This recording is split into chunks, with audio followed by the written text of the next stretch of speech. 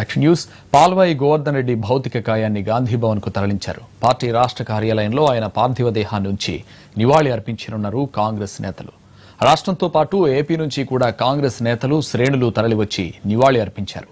గాంధీ భవన్ నుంచి నల్గొండ జిల్లాకు తరలించే ఏర్పాట్లు చేస్తున్నారు. సొంత గ్రామం నడికుడలో ఆయన అంత్యక్రియలు అధికార లాంఛనాలతో నిర్వహిస్తారు.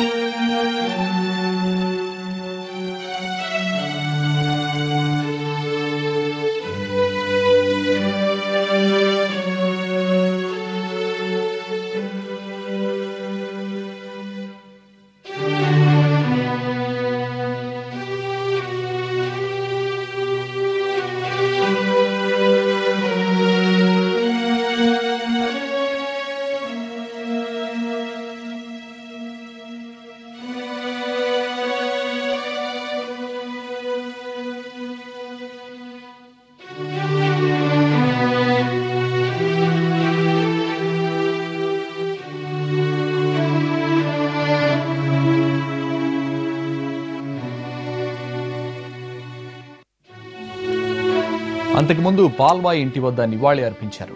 పార్టీలకు అతీతంగా నేతలు తరలివచ్చారు. కాంగ్రెస్ నేతలు జైపాల్ రెడ్డి, జానారెడ్డి, షబీర్ అలీ, పొంగులేటి, ఆనంద భాస్కర్ తదితరులు తరలివచ్చి శ్రద్ధాంజలి ఘటించారు. మాజీ సీఎం కిరణ్ కుమార్ రెడ్డి, టీఆర్ఎస్ ఎంపీలు కవిత, జితేందర్ రెడ్డితో పాటు డిఎస్, భానుప్రసాద్, పలువురు ఎమ్మెల్యేలు, ఎమ్మెల్సీలు పాల్వాయిని కడసారి చూసేందుకు తరలివచ్చారు. టీడీపీ నుంచి ఎల్ రమణ, మోత్కుపల్లి పాల్వాయి మృతదేహం వద్ద అంజలి ఘటించారు.